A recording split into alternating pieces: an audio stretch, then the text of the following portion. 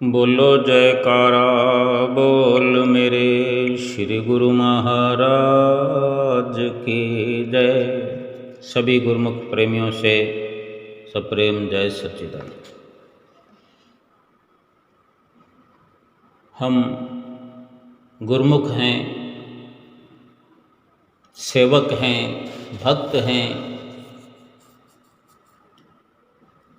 ये सोचकर भी अच्छा लगता है और कोई इस नाम से पुकारता है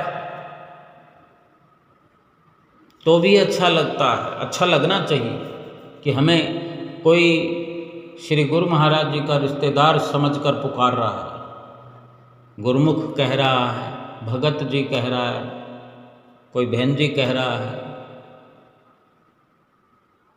सभी को, सभी गुरुमुख भाई बहनों को ये संबोधन अच्छा लगता है।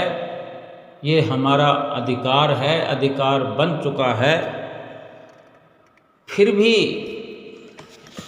भी बहुत सारे संशय अगर हमारे विचारों में, हमारे भीतर अगर भरे पड़े हों तो पूरा आनंद प्राप्त नहीं कर सकते हम।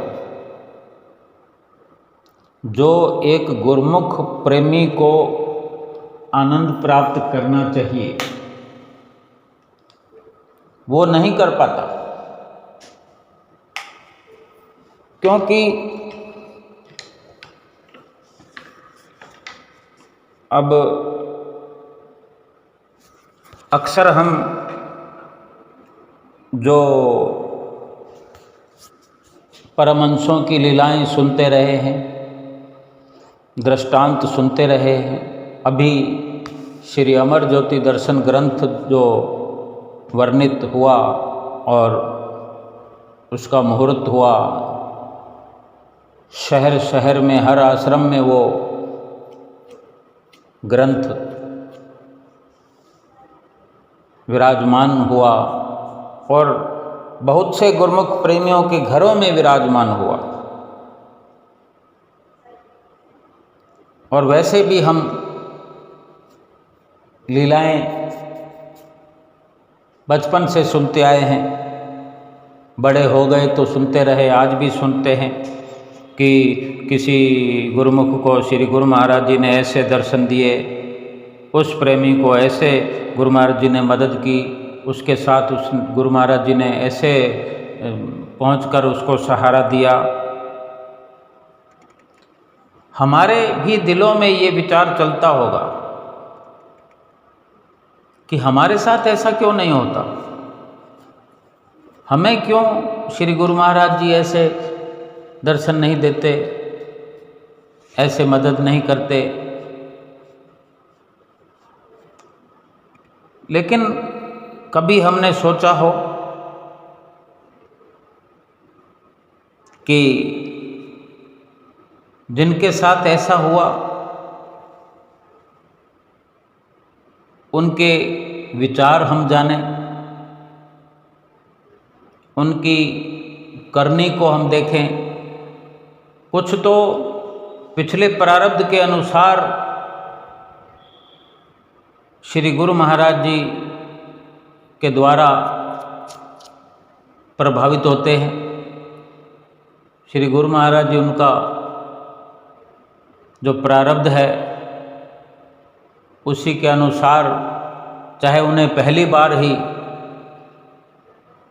नए नए होते हैं गुरुमुख प्रेमी, और श्री गुरु महाराज जी ऐसी ऐसी लीला उन्हें दिखाते हैं। उनकी पिछली कमाई होती है और फिर उसके बाद वो गुरुमुख प्रेमी अगर आगे अपनी भक्ति की कमाई को बढ़ाते हैं तो वो उनके जीवन में लाभ पहुंचता रहता है। कुछ जो इस जीवन में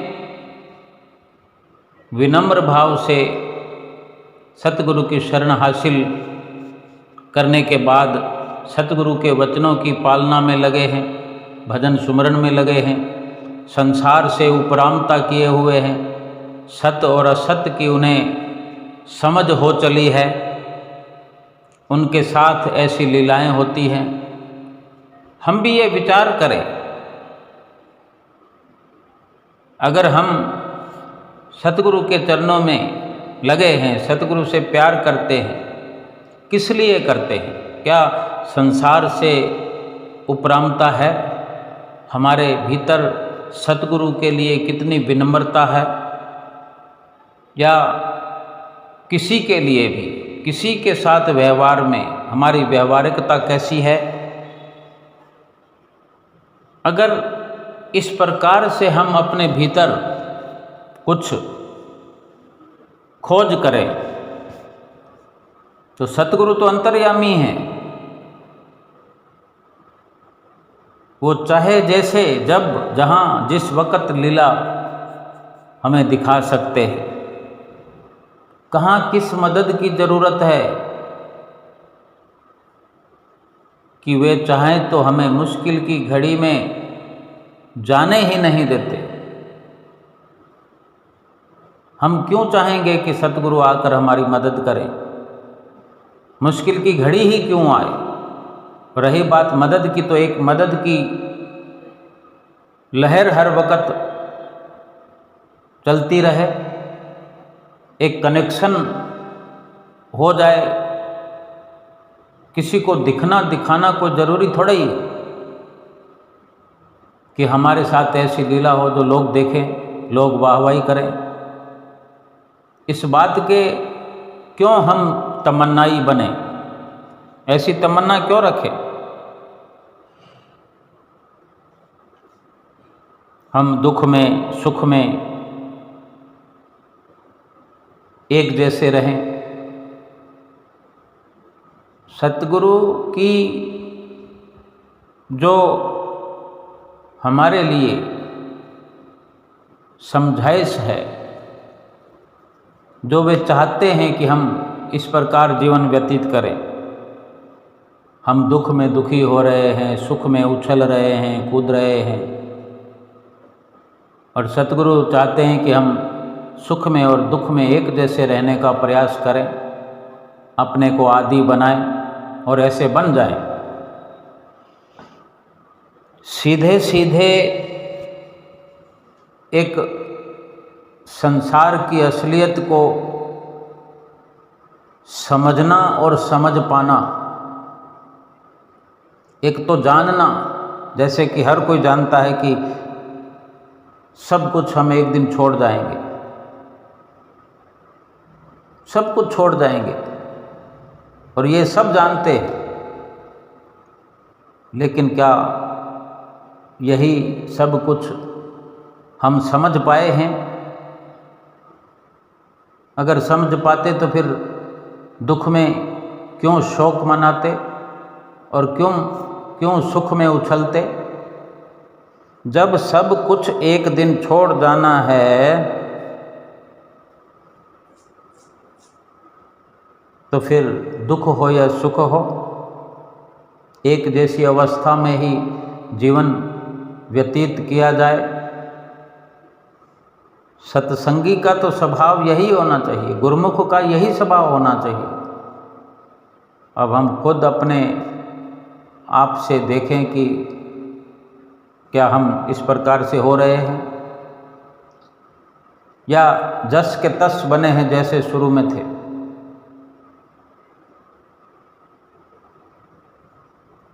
जिस शरीर को छोड़ जाना है, संसार को छोड़ जाना है, हम देखते हैं कि बातों बातों में ही बात होती है कि फलां व्यक्ति शरीर छोड़ गया, तो कोई कहता है अभी अभी तो मैं मिल के आया हूँ, अभी तो वो वहाँ खड़ा था, अभी तो वो खाना खा रहा था। ऐसे कैसे हो सकता? क्या ये आश्चर्य करने की बात है और दुख मनाने की बात है? तो कितना किसी को बोल दो कि रो मत, तो कितना क्रोधित हो जाते हैं, जबकि ये बरसों से ये मालूम है कि ऐसा हो सकता है, लेकिन फिर भी किसी ने अपने आप को पक्का किया हो। दुख में इतना शोक मनाना, और फिर कितने दिन कोई शोक मनाएगा, और शोक मनाने से क्या होगा। ऐसे नाशवान शरीर पर भरोसा रखना ही तो दुख मनाना होता है। जो भरोसा करता है दुख तो उसी को होता है।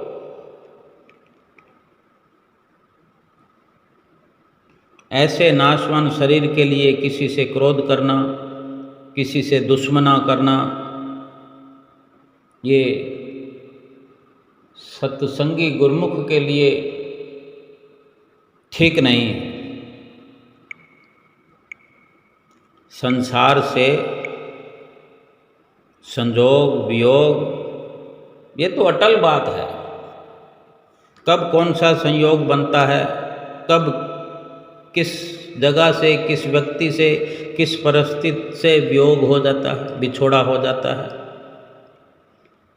यानी संसार की यही सच्चाई है कि जितना जितना एक दूसरे से लेन देन होगा उतना ही मिलाप, और मिलाप होने पर फिर जब लेन देन समाप्त हुआ तो फिर विछोड़ा हो जाएगा। चाहे कोई सामान हो, चाहे कोई शारीरिक रिश्ता। देखते हैं कितनी सुख सुविधा में हम रह रहे होते हैं। बंगले की सुविधा हमारे पास वर्षों से होती है, अचानक से क्या होता है कि रातों रात ऐसा घट जाता है कि सुबह उस बंगले को छोड़ना पड़ता है। करोड़ों का बंगला हो, चाहे किराए के मकान में आ जाते हैं, हो गया बिछोड़ा। अब दुख तब होगा जब घना घना भरोसा हमने उस बंगले पर किया। कभी नहीं सोचा कि ऐसा भी हो सकता है। हालांकि सुनते रहेंगे कुछ भी हो सकता है, कुछ भी हो सकता है। वो चाहे तो फ़कीर को शहंशाह बना देता है, और चाहे तो शहंशाहों को फ़कीर बना देता है। या कर्म जब पलटा खाते हैं तो भगवान छप्पड़ फाड़ कर देता है। कर्मों में लिखा हो तो भोगना पड़ता है, अचानक दुख आ जाता है। फिर ये जब ऐसी स्थिति आती है तो फिर उसको कितना संभाल पाते हैं। लेकिन जो सही मायने में गुरुमुख हैं वो संभाल पाते हैं, क्योंकि वो अंदर से मजबूत होते हैं। अंदर से ही मजबूत होना जरूरी है। और गुरुमुख और सत्संगी जो हैं, सत्य का संग करने वाले हैं, सत्य का संग करना ही मजबूती को जन्म देता है।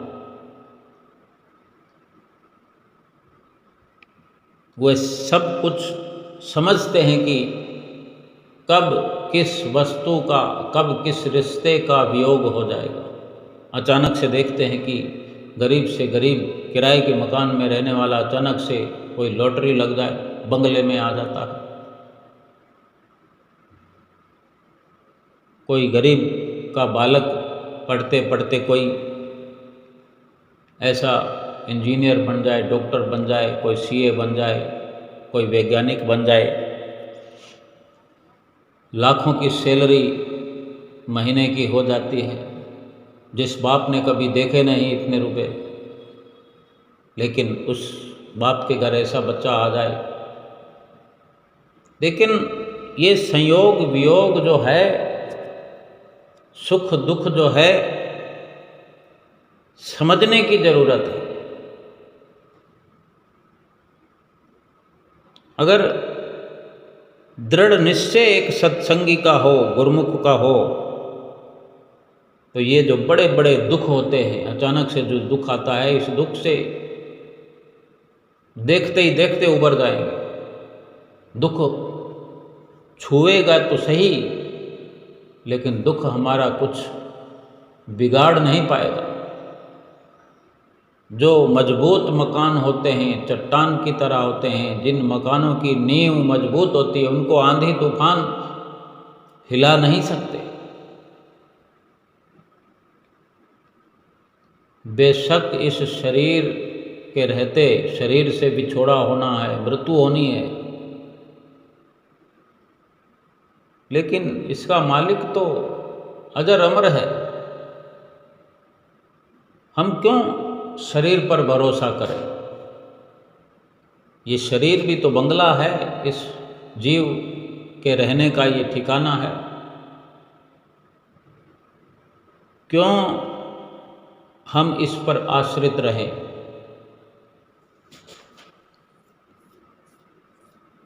सतगुरु के चरणों की छाया में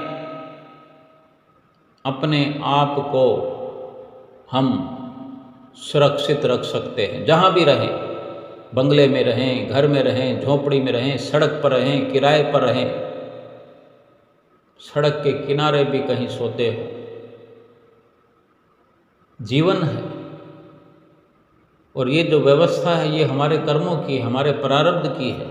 लेकिन हम अपने भीतर झांक कर देखें कि अगर सतगुरु की छत्र छाया महसूस करेंगे तो हर हाल में अपने आप को सुरक्षित पाएंगे, संतुष्ट पाएंगे। इस शरीर के लिए कोई ये बात मायने नहीं रखती कि इसको बंगले में रखा जाए या एयर कंडीशन में रखा जाए, कूलर में रखा जाए, पंखे में रखा जाए। जब सब है ही, अपना ही प्रारब्ध है, तो फिर दुखी होते हैं, सुखी हो जाते हैं। आज तो कम से कम हमें ये सोचना चाहिए कि हम सतगुरु की चरणों की छत्र छाया में रहकर उनके वचनों की पालना करें, क्योंकि आज के कर्मों के अनुसार भी तो फिर प्रारब्ध बनना ही है। जैसे हमें संयोग वयोग इस जीवन में दिख रहा है, मिल रहा है, हो रहा है, तो ये भी समझ आना चाहिए कि ये सिलसिला चलता रहेगा। आज हमसे ऐसा कार्य, ऐसा कर्म ना हो कि हमें फिर विचलित होना पड़े, दुखी होना पड़े। और कभी गुरुमुख प्रेमियों के लिए तो सतगुरु ने इस संसार में कोई कमी रखी भी नहीं है। क्यों? कि जो उन्होंने रास्ता दिखाया है, जो सतगुरु ने अपने वचनों में सार समझाया है, जो जन्म मरण से उबारने वाले वचन सुनाते हैं, जन्म मरण से उबरने वाला नाम हमें दिया हुआ है, जो जन्म और मरण से मुक्त कर सकता है, आज़ाद कर सकता है। उस नाम में इतनी शक्ति भरी हुई है, लेकिन हम न समझ पाएं तो फिर दोष तो हमारा ही है। हम नाम से प्यार करते ही नहीं, या केवल प्यार करें तो प्यार करने से क्या होता है? नाम को जपे नहीं, केवल ऊपरी तौर से बातें करते रहें। जब सतगुरु ने यकीनन समझा दिया कि लोक और परलोक के सुख भरे हैं इसमें, ये जीवन भी सुख से भरपूर हो जाएगा और परलोक भी सुहेला हो जाएगा, तो फिर क्या समझने में हमें कुछ साल लगेंगे या कुछ जन्म लगेंगे, कुछ घंटे लगेंगे या कुछ महीने लगेंगे? अभी का अभी क्यों नहीं समझते? यही तो समझना है कि इस भजन सुमरन की कमाई से लोक और परलोक संवर रहा है, संवर जाता है। तो फिर हम क्यों नहीं संवार रहे? सीधा सीधा यही कारण हो सकता है कि हम भजन सुमरन नहीं करते, या युक्ति से नहीं करते, या पूरा नहीं करते। क्या जहाँ रोशनी करनी हो, रोशनी के लिए फिटिंग हो, वायरिंग लगी हो, बल्ब या ट्यूब लगी हो, सब कुछ व्यवस्था ठीक हो, पावर हाउस से कनेक्शन हो, तो क्या रोशनी नहीं होगी? क्या कोई रोक सकता है? हमारे घर में रोशनी अगर चली जाती है तो सब प्रकार की पड़ताल करने लगते हैं कि देखें हमारे पड़ोसी की लाइट है कि नहीं। अगर उसकी है तो हमारी भी होनी चाहिए। फिर हम देखेंगे कि क्या कमी है हमारे अंदर, कि उसकी लाइट है तो हमारी नहीं है, तो हमारे कोई ना कोई वायर में ऊंच नीच हो गई है, कहीं से कोई वायर कट गया है, फट गया है, तुरंत चेक करेंगे।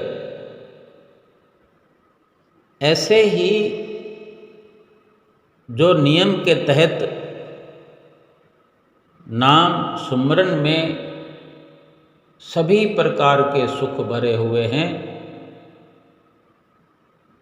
और अगर हमें नहीं मिल रहे हैं तो अपने आप को चेक करें, अपने आप को निगाह में रखें। और जो सोचते हैं कि हमसे तो श्री गुरु महाराज जी बात नहीं करते, हमारी ओर नज़र निहाल नहीं करते, हमारी इच्छा है कि हमसे बात करें, तो जो वो कहते हैं वो हम करेंगे तो फिर ये तो बड़ी आसानी से संभव हो जाएगा। वो कहाँ बात करेंगे, किस जगह बात करेंगे, ये तो वो जाने, लेकिन हम पहले वो करें जो वो कहते हैं। ये कोई भी मुश्किल नहीं है। हमारे पास कोई आडंबर है नहीं है। कोई कहता है कि पैसे वालों को पूछते हैं, पैसे वालों से बात करते हैं, नहीं। जिसकी जेब खाली होती है उससे भी वैसे ही प्यार जताते हैं, वैसे ही बात करते हैं। नज़दीक खड़े होकर, उसको नज़दीक बुलाकर, चाहे श्री कार के नज़दीक बुलाकर, चलती हुई श्री कार अचानक रुक जाती है और भीड़ में से किसी को भी बुला करके श्री गुरु महाराज जी उसके हाथ पर अपने हाथ से टॉफ़ियाँ रख देते हैं, उसका नाम पूछ लेते हैं। जब ऐसा हो जाए उस प्रेमी के साथ, तो वो सोचे कि मैं हूँ तो बड़ा भाग्यशाली, और फिर वो जितना आगे चाहे बढ़ सकता है, लेकिन वो सोचे कि बस भाग्यशाली हूँ तो फिर क्या करने की कुछ ज़रूरत नहीं है। हमारे भीतर सबसे बड़ी कमी ये हो सकती है कि हमने अपने आप को परिपूर्ण समझ लिया हो कि हम गुरुमुख हैं, बस हो गया सब कुछ, हम सत्संगी हैं, सब कुछ हो गया। गुरुमुख हों और गुरुमुख वाला कार्य न करें। श्री गुरु महाराज जी ने हमें गुरुमुख फरमा दिया। कभी हुक्मनामा देकर हमें गुरुमुखों कहकर उठाते हैं, कभी गुरुमुखों कहकर सत्संग वचन फरमाते हैं, लेकिन हमने अपनी लज्जा को स्वयं बचा के रखना है। खुद अपनी आप हमने जांच पड़ताल करनी है कि हमें अगर किसी ने गुरुमुख कहा है तो क्या हम गुरुमुख हैं। अगर हमें कोई बुरा भला कहता है तो कितनी चिढ़ होती है हमें। अभी जैसे कोई हमें कह दे भी तुम झूठे हो, मकार हो, तो हमें बहुत बुरा लगेगा। और हमें कोई कह दे कि तुम तो महापुरुष हो, तुम्हारा जीवन तो संतों की तरह है, चाहे हम सुबह से शाम तक झूठ बोलते हो, लेकिन ऐसा कहने पर कि तुम तो बहुत बड़े संत निकले, तुमने तो बहुत सच्ची बात कही, कहने में क्या जाता है। ऐसा सुनकर तो हमें बुरा नहीं लगता। सामने वाला गलत कह रहा है, हम जानते हैं कि हम झूठ बोलने वाले हैं, और कहने वाला हमें सत्यवादी कह रहा है, तो चेकिंग तो कराई है। हम अपने आप को इतना भी क्या नहीं जानते कि हम झूठे हैं कि सच्चे हैं। दिन में कितनी बार झूठ बोलते हैं, कहाँ कहाँ जानबूझकर झूठ बोल देते हैं। हमने कहीं 2 घंटे बाद पहुंचना हो तो हम कहते हैं 5 मिनट में आ रहे हैं। क्यों? क्या ज़रूरत है? क्यों नहीं कहते कि 2-3 घंटे में पहुँचेंगे और हमें 2 घंटे बाद पहुँचना है और हम उसको कह देते हैं कि 2-3 घंटे में पहुँचेंगे, फिर चाहे 2 के ढाई भी लग जाएं, क्योंकि हमने तो 2-3 घंटे का कह दिया है। ऐसी ऐसी जगह पर भी हम झूठ बोलते हैं जहाँ बोलने की ज़रूरत नहीं है, एक अभ्यास हो गया है। तो अभ्यास, भजन अभ्यास का भी तो कर सकते हैं। झूठ बोलने का अभ्यास हो गया है, बात को घुमा फिरा के करने का अभ्यास हो गया है, किसी को गुमराह करने का अभ्यास हो गया है, फिर कैसे सुख इस लोक में और परलोक में होगा? कैसे लोक और परलोक सुहेला होगा? वास्तव में जिन वस्तुओं को छोड़कर जाना है, चाहे वो ये अपना शरीर क्यों ना हो, दूसरा शरीर तो दूसरा, पर अपना शरीर भी तो छूटना है। किसी भी शरीर पर अफसोस क्यों? और रही बात सामानों की, वो क्या शरीर से अधिक महत्व वाले हैं? संसार के कोई भी सामान हो, चाहे बंगला हो, करोड़ों का हो, क्या वो शरीर से ज़्यादा कीमती है? एक श्वास से ज़्यादा कीमती है? जब शरीर और श्वास भी छूट जाने हैं तो फिर केवल अगर करना है तो इनका इस्तेमाल करके वो किया जाए जो सत्य हो, जो सार हो, और वो है सार वस्तु भगवान का नाम। इन असार जो शरीर है, ये श्वास है, क्षणभंगुर है, ये नाश होने वाले हैं, समाप्त होने वाले हैं, ये बेकार हैं, ऐसा समझ लें। कीमती भी हैं, कीमती तब है जब इसका इस्तेमाल करें, नहीं तो इनको नाशवान कहा गया है। इन नाशवान चीज़ों से शाश्वत रहने वाली सच्ची वस्तु को प्राप्त करना बुद्धिमानी है। वो है भजन भक्ति की कमाई, आत्मा का कल्याण, आत्मा से परमात्मा का मिलाप। यही सबसे बड़ी हकीकत है। और क्षणभंगुर और नाश होने वाले पदार्थों को छोड़कर जो रहने वाली चीज़ है,